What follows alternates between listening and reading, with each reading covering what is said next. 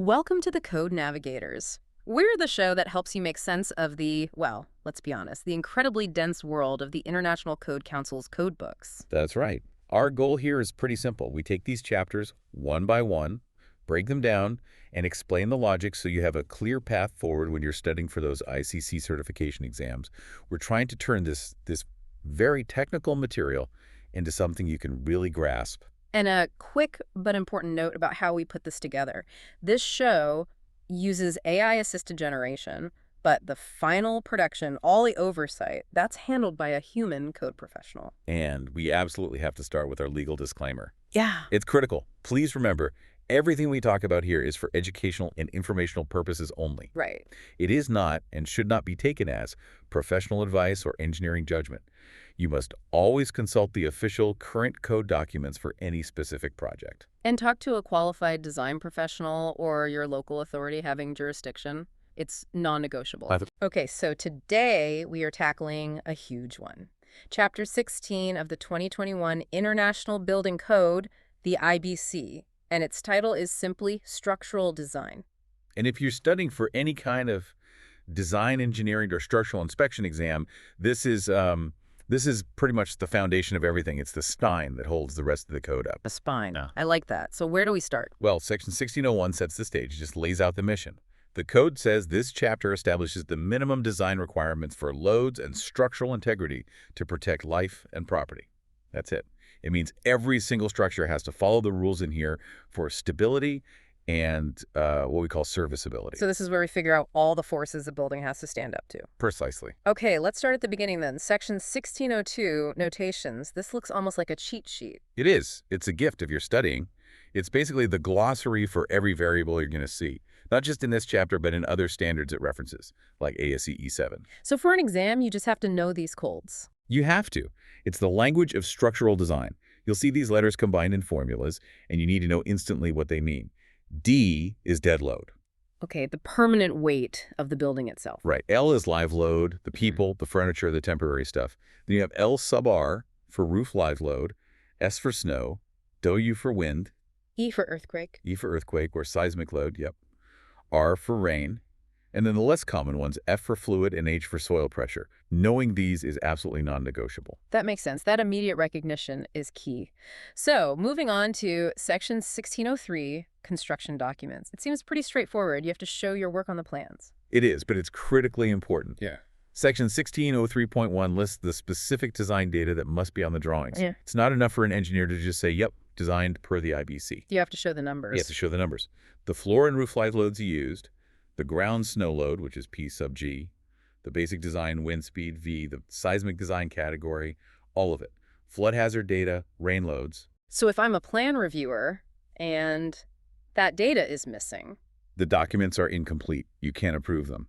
It's the checklist that proves the engineer started with the right local conditions. okay, so Section 1603 is basically my starting checklist for any design problem I might see on an exam. Exactly right. It tells you all the information you need to go find first. All right, let's get into the real meat of it. Section 1604, general design requirements. This feels like the philosophy of the whole chapter. It is. It really boils down to two core mandates for any structure: strength and serviceability. Strength and serviceability. What's the real-world difference there? Okay, so strength, which is in section 1604.2, is all about preventing collapse. It's about life safety. We want to make sure the building can withstand the absolute worst case, maximum calculated loads without failing. That's the ultimate limit state. So it won't fall down. It won't fall down. Yeah. But serviceability in section 1604.3 is more about the building's day-to-day performance under normal everyday loads. It's about comfort and usability. So a building could be strong enough not to collapse, but still fail on serviceability. Oh, absolutely. A classic example is a floor that bounces too much when you walk on it. It's perfectly strong. It's not going to fall through, but it feels terrible. It might crack the ceiling tiles below it or shake sensitive equipment. That's a serviceability failure. So serviceability is about controlling things like deflections and vibrations. Exactly. Limiting deflection so you don't damage things like drywall, windows, or exterior finishes. And that takes us right to table 1604.3, deflections. This table looks like it's pure exam fodder. It is. You have to be familiar with this. Yeah. It sets the maximum allowed deflection, and it's always given as a fraction of the span length, which is L. So you'll see things like L over 240 or L over 360. Right, and you have to know which one applies. For example, a typical roof beam that's not supporting a plaster ceiling that's usually limited to a deflection of L divided by 240 just from the live load or snow load. But the limits get tighter, right? I'm seeing L over 360 for walls that are supporting plaster or stucco.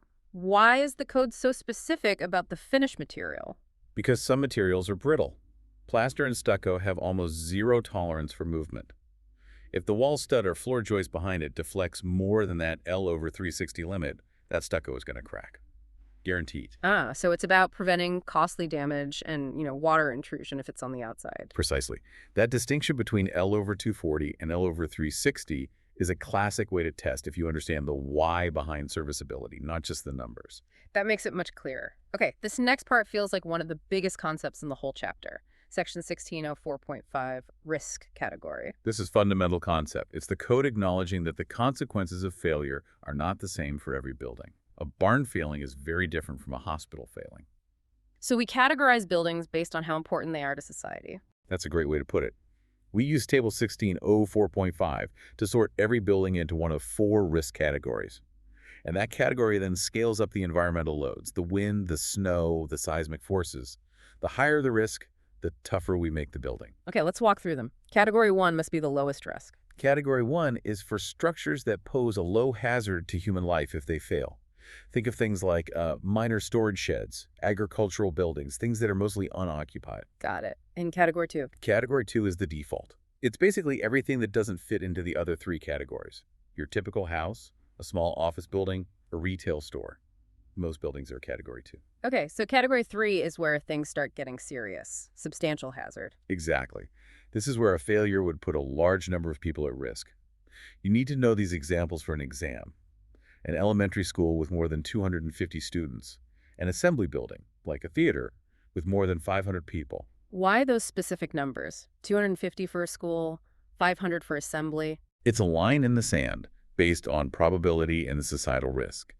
It's a point where a single collapse event becomes a mass casualty event, and the code says that's an unacceptable risk, so we had to design it to a higher standard. Category 3 also includes things like prisons or power plants that aren't essential for emergencies. Which brings us to Category 4, the essential facilities. Category 4 buildings are the ones that absolutely must stay standing and functional after a disaster.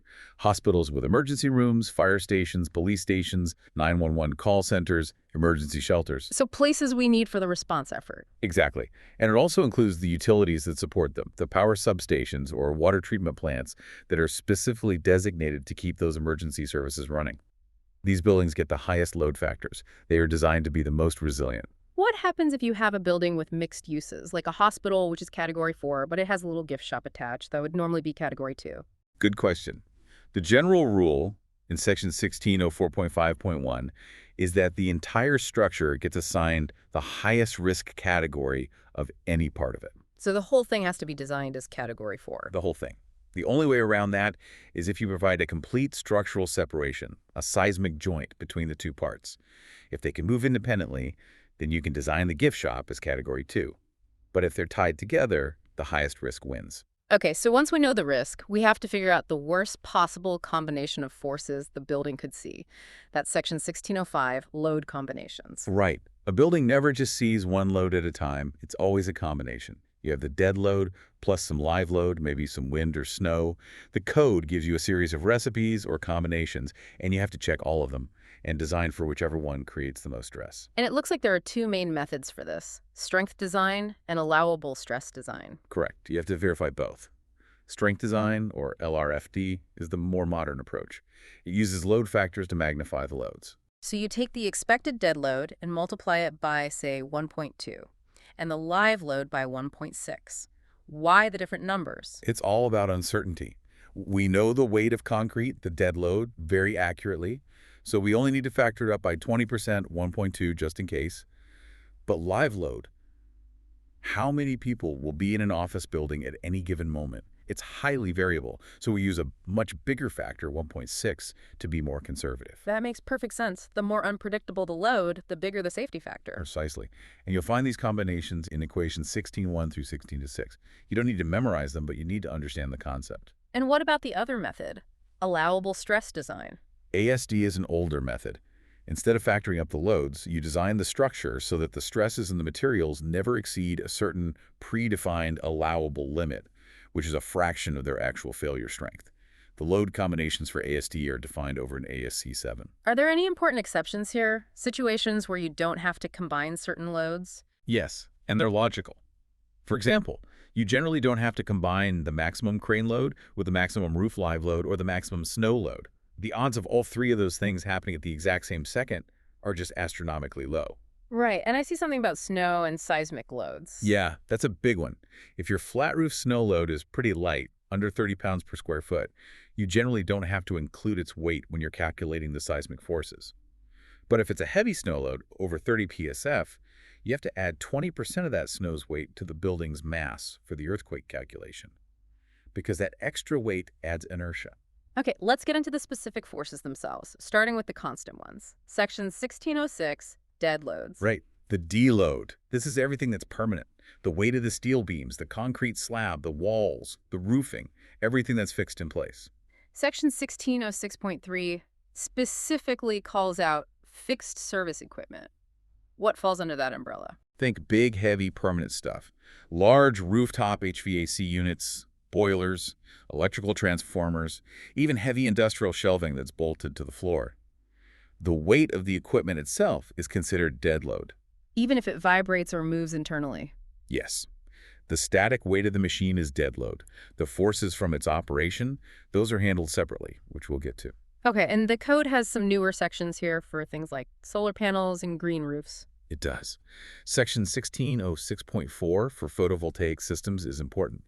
You have to include the weight of the panels, the racks they sit on, and this is the big one, any ballast. The concrete blocks they use to hold them down? Exactly. That ballast can add a significant amount of dead load to a roof structure that might not have been designed for it originally, so it's a critical check.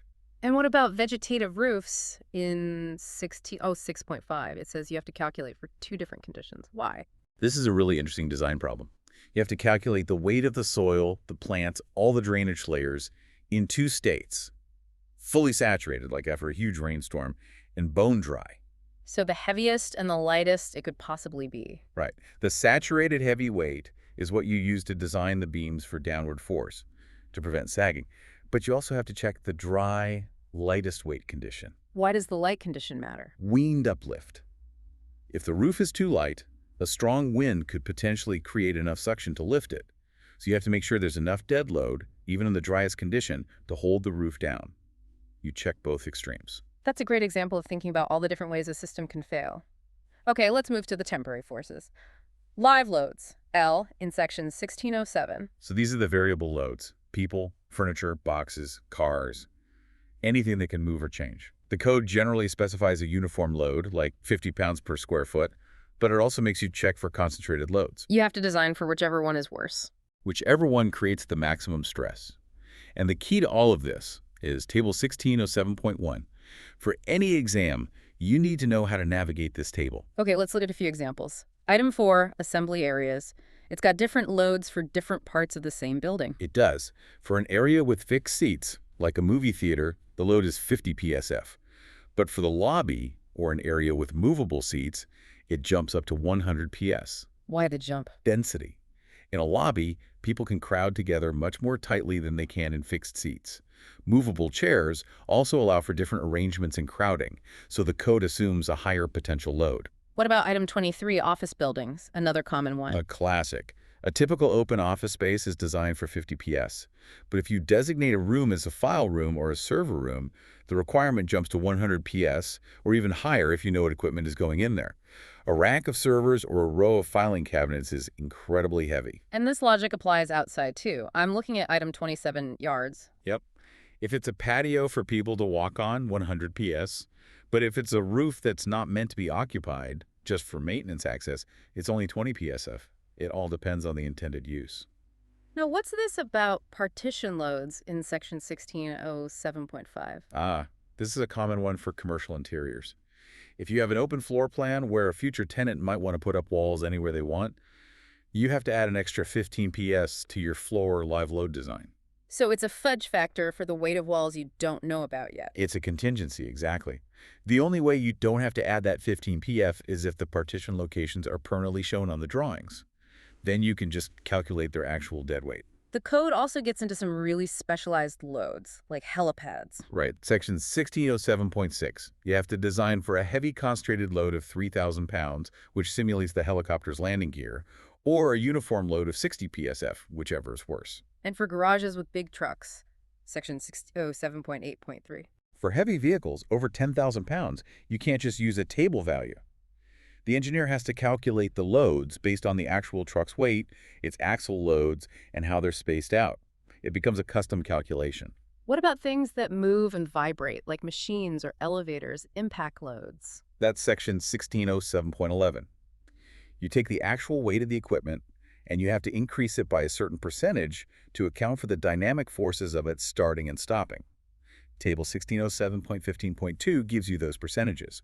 For a monorail crane, for instance, you have to increase the vertical load by 25%. To account for the bouncing and jerking? Exactly. And what about handrails and guards, Section 1607.9? This is a direct life safety item. They have to resist two things. First, a single 50-pound concentrated load pushed in any direction. That simulates someone falling against it.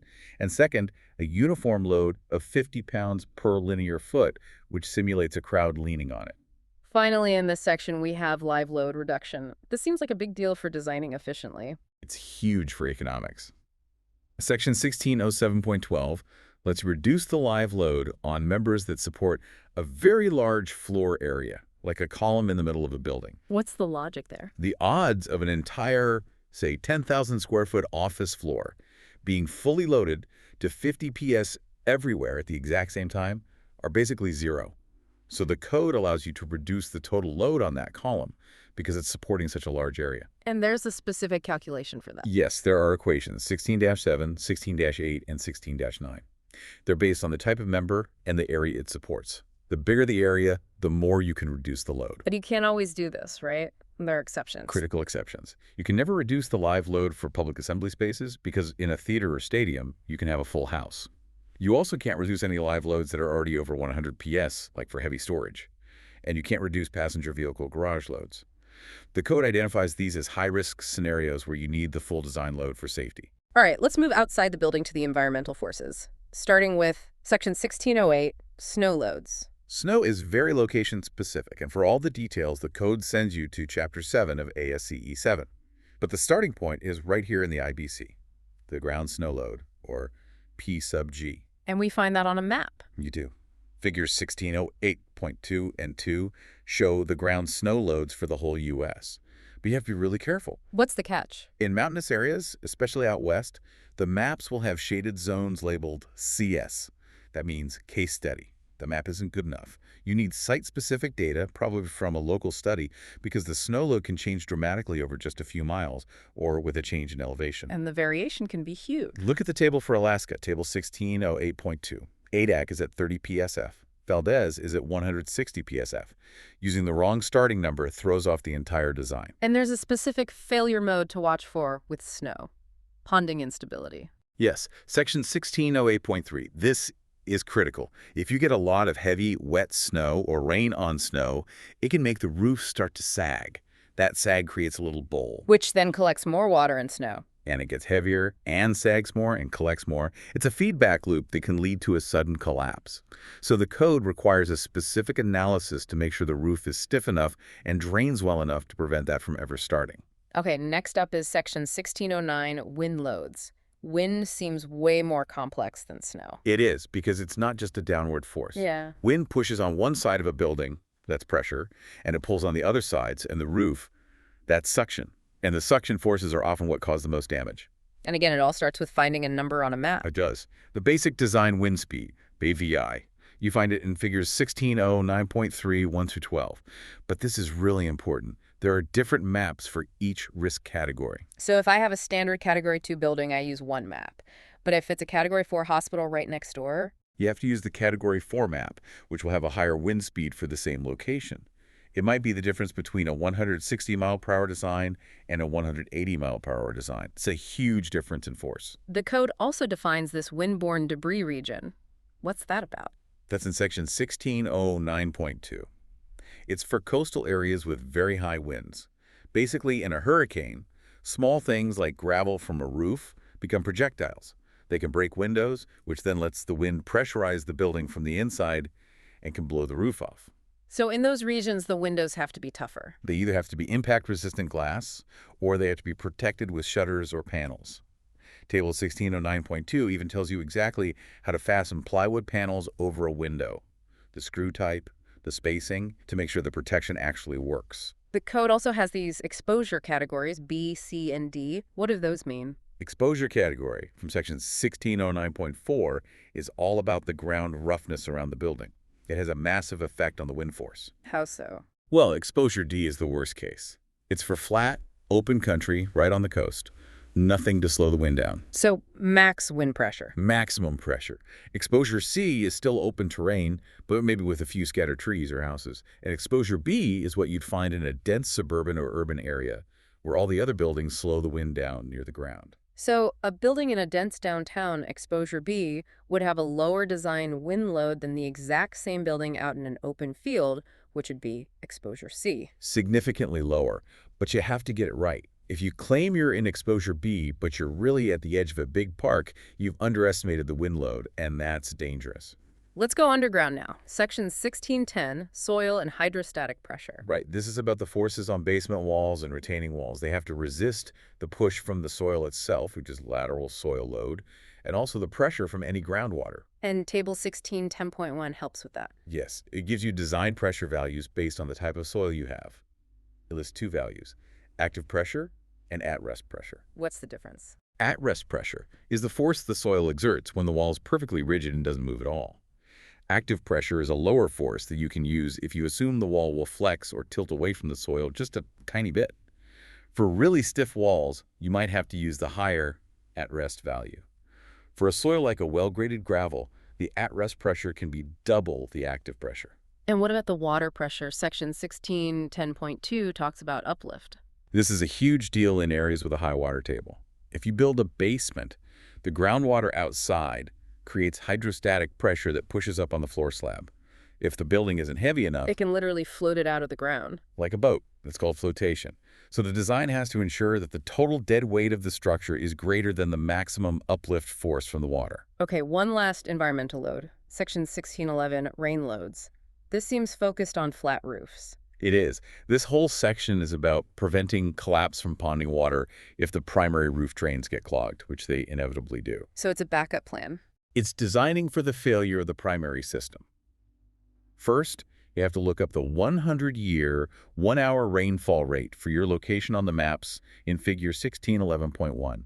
Why that specific storm? It represents a really intense short downpour. That rate is then used in a calculation, equation 1619, to figure out the weight of water that would build up on the roof before it starts spilling into the secondary or emergency drains. The roof structure has to be strong enough to hold that weight. And just like with snow, you have to check for ponding instability. You do. You have to prove that the roof is stiff enough that it won't get into that same feedback loop of sagging and collecting more water until it fails. It's all about ensuring a controlled, stable response even when the main drains are blocked. All right, now we're getting into the really big rare events, starting with section 1612, flood loads. Flood requirements kick in if your building is in a designated flood hazard area, which you'd find on a FEMA flood insurance rate map or a firm. And what's the #1 rule for building in a flood zone? Elevation. The lowest floor, and really the lowest structural beam supporting that floor, has to be elevated to or above what's called the design flood elevation, the DFE. The goal is to keep the main structure out of the water. But it's different in those really dangerous coastal zones, right? The V zones. Very different. In a V zone or coastal A zone, you're dealing with wave action on top of the floodwater. So you still have to elevate the main building, but the area underneath that first floor has to be built with breakaway walls. So they're designed to fail. They are. They're designed to wash away without taking the columns and the rest of the elevated building with them. That lower area can only be used for things like parking or storage, nothing habitable. Okay, let's shift to maybe the most complex load of all. Section 1613, earthquake loads. Yeah, seismic design is a whole world unto itself. This chapter is really the gateway, and it points you to ASCE 7 for most of the heavy lifting. The end goal of this section is to determine the building's seismic design category, or SDC. And that category, which goes from A to D, tells you how rigorous the design needs to be. Exactly. And getting to that SDC is a multi-step process. It depends on two things: your risk category, which we already talked about, and the expected ground shaking at your site. So you start with the maps again. You start with the maps. Figures 1613.2, 1 through 10 give you the map ground motion values. You're looking for two numbers, S sub S and S sub 1, which represent the ground acceleration at short and long periods. But that's for solid rock, right? The soil underneath the building matters. It matters immensely. That's the next step. Determining your site class from A to F based on the soil properties. Soft soils, like a class D or E, can dramatically amplify the shaking from an earthquake. So you take your map values and you have to adjust them for your soil. Right. You use site coefficients, F sub A and F sub V from a couple of tables, to multiply your map values. That gives you the adjusted accelerations for your specific site, what we call S sub MS and S sub M1. Okay, so map value times soil factor gives me the site-specific shaking. Pretty much. Then there's one more calculation using a couple of equations, 16-22 and 16-23, to get your final design parameters, S sub DS and S sub D1. Those are the forces the building actually has to be designed to resist. And then you can finally figure out the seismic design category. Then you go to the final tables, 1613.2.5, 1 and 2. You take your risk category and your new calculated design forces, and the table tells you your SDC. And this is where risk category comes back in a big way. A huge way. You could have a site with very low seismic forces. A risk category 2 building there might be SDCA, but a risk category 4 hospital on that exact same soil with the exact same low shaking might get bumped up to SDC B or C just because of its importance. A higher SDC means you need stronger, more ductile systems. It all connects. Okay, let's finish with section 1616, structural integrity. This seems to be about preventing a total collapse. It is. This is all about preventing what's called progressive collapse, where one small, localized failure like one column getting knocked out cascades and brings the whole building down. So how do you prevent that? You tie the building together. The code requires you to provide continuous steel reinforcement, or ties, that run throughout the structure to hold it together like a basket. And what are the main types of ties? Section 16.3 calls for 4 main types. You have longitudinal and transverse ties that run through the floor slabs in both directions. You have perimeter ties that wrap around the edge of each floor. And you have vertical ties that essentially strap the floors down to the columns or walls below them. And these ties have to be strong enough to actually hold things together if something else fails. Yes, there are specific calculations, equations 1624 and 1625, to determine the required strength. They have to be able to resist a force of at least 1,500 or 2,000 pounds per foot. The idea is to create redundancy, so the building can bridge over a damaged area and remain standing. Hashtag outro. Well, we have made it through Chapter 16, Structural Design. We've covered everything from the basic ideas of risk category and load combinations to the details of dead, live, snow, wind, flood, and earthquake loads. I think for anyone listening and studying for an exam, the key is knowing the process. It's a sequence. First, you find the risk category in Table 1604.5. That's step 1. Right. Then you use that category to pick the right wind speed map and to help determine your final seismic category. And finally, you have to know your way around those key tables, especially Table 1607.1 for live loads. Get that sequence down. What really stands out to me is how everything is so interconnected. The code makes you look past just one single force and think about the consequences of failure and the probability of different things happening at once. It's a whole system for managing risk. It is. That holistic risk-based view is really what modern structural design is all about. And if you can grasp that philosophy, you're well on your way. That's a great way to put it. Before we wrap up, we just want to mention that putting together these kinds of detailed explorations, well, it takes a lot of time and effort. It does. So if you find this valuable, if it's helping you study for your exams or just better understand how our buildings are kept safe, you can support us. There's a Patreon link in the show description. Any support helps us keep creating this content for you.